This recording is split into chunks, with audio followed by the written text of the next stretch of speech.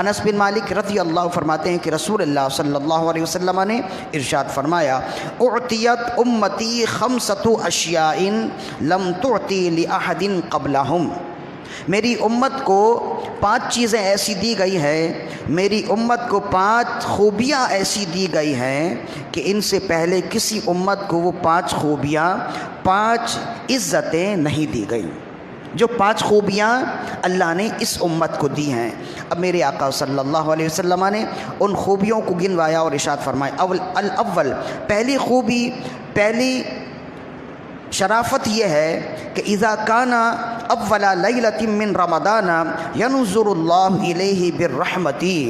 جب ماہ رمضان کا پہلا دن ہوتا ہے تو اللہ امت محمد صلی اللہ علیہ وسلم پر نظر رحمت سے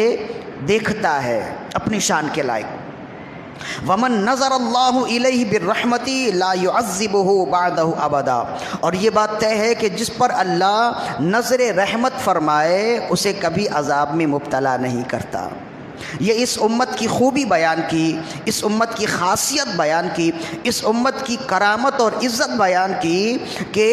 وہ کرامت و عزت و خوبی اور اہمیت جو اس امت کو حاصل ہے وہ کسی دوسری امت کو حاصل نہیں ہے، کہ جیسے ہی ماہ رمضان کا پہلا دن ہوتا ہے اللہ رب العزت نظر محبت سے، نظر رحمت سے، اپنی شان کے لائق نظر رحمت سے اس امت کو دیکھتا ہے۔ اور پھر میرے آقا صلی اللہ علیہ وسلم نے ارشاد فرمایا جس پر رب ذوالجلال نظر رحمت فرما دے پھر کبھی اس پر عذاب نہیں ڈالتا، پھر کبھی اس سے اللہ ناراض نہیں ہوتا ہے۔ یہ پہلی شرافت ہے۔ دوسری شرافت اور دوسری خوبی الثانی، دوسری خوبی یہ ہے یأمر اللہ تعالی الملائکۃ بالاستغفار لہم، جب ماہ رمضان آتا ہے تو اللہ مومنین پر نظر رحمت فرماتا ہے، اور دوسرا یہ ہے کہ جتنے ملائکہ موجود ہیں، جتنے فرشتے ہیں، اللہ رب العزت ان تمام فرشتوں کو حکم دیتا ہے جب تک یہ مہینہ موجود ہے اس امت کے ایک ایک فرد کے لیے بخشش کی دعا کرتے رہو۔ تو وہ فرشتے اس امت کے ایک ایک فرد کے لیے بخشش کی دعا کرتے رہتے ہیں۔ 2 خوبیاں۔ تیسری خوبی الثالث، تیسری خوبی ان رائحۃ فم الصائم اطیب عند اللہ من ریح المسک، بے شک رسول اللہ صلی اللہ علیہ وسلم نے ارشاد فرمایا کہ اللہ رب العزت کے نزدیک روزے دار کے منہ کی بو اللہ کو مشک و عنبر سے زیادہ پسندیدہ ہے۔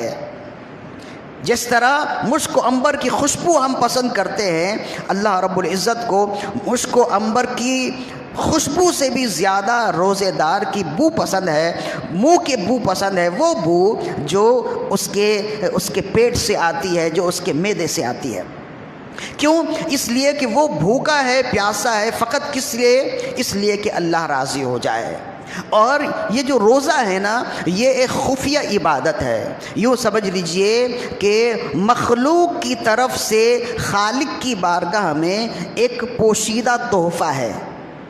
جو چپکے سے مخلوق خالق کی بارگاہ میں پیش کرتی ہے۔ بندے اپنے رب کو منانے کے لیے خفیہ تحفہ پیش کرتے ہیں۔ یہ ایسا تحفہ ہے کہ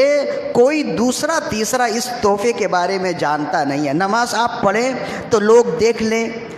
لوگ جان لیں کہ یہ نماز پڑھ رہا ہے، حج کریں تو لوگ جان لیں، انہیں ان اعمال کو چھپانا مشکل ہوتا ہے لیکن روزے کو چھپانا بہت آسان ہوتا ہے۔ یا اتنے لوگ موجود ہیں کوئی نہیں جانتا کہ کون روزے سے ہے کون بغیر روزے سے ہے۔ ویسے ظن غالب تو یہ ہے کہ سبھی کا روزہ ہے، لیکن بہرحال یہ ایک اللہ کی ایک خفیہ عبادت ہے نا، اللہ کی طرف سے بندوں کے لیے خفیہ عبادت ہے اور ایک خفیہ تحفہ ہے۔ تو چونکہ یہ خفیہ تحفہ ہے، یہ پوشیدہ تحفہ ہے، اس لیے بندہ جب اس تحفے کے لیے تیاری کرتا ہے تو بھوک اور پیاس کی وجہ سے اس کے منہ میں ایک طرح کی بو ہو جاتی ہے، اور اللہ نے فرمایا وہ بو اللہ کے نزدیک مشک و عنبر سے زیادہ پسندیدہ ہے، خوشبودار ہے۔ الرابع، چوتھی خوبی یقول اللہ عز وجل للجنتی، اللہ رب العزت جنت سے فرماتا ہے اتخذی زینتکی ویقول طوبی لعباد المؤمنین ہم اولیائی، اللہ پہلے دن سے یعنی رمضان کے پہلے دن سے جنت کو حکم دیتا ہے کہ تم میں جس قدر زینت ہے ساری زینتیں کرو، اس لیے کہ ان قریب میرے خاص بندے تمہارے پاس آنے والے ہیں، اور جنت روزے دار کو اپنے قریب آنے کے لیے منتظر رہتی ہے اور دعا کرتی ہے کہ میں روزے دار کے لیے ہوں اور روزے دار میرے لیے ہے۔ یہ چار خوبیاں ہیں۔ پانچویں خوبی والخامس، پانچویں خوبی اور پانچویں کرامت جو اس امت کو حاصل ہے ماہ رمضان کی برکت سے، روزے کی برکت سے، یغفر اللہ تعالی لہم جمیعا، کہ ماہ رمضان میں جتنے لوگ موجود ہوتے ہیں جو روزے دار ہیں، جو ماہ رمضان کا احترام کرنے والے ہیں، اللہ سب کی بخشش فرما دیتا ہے۔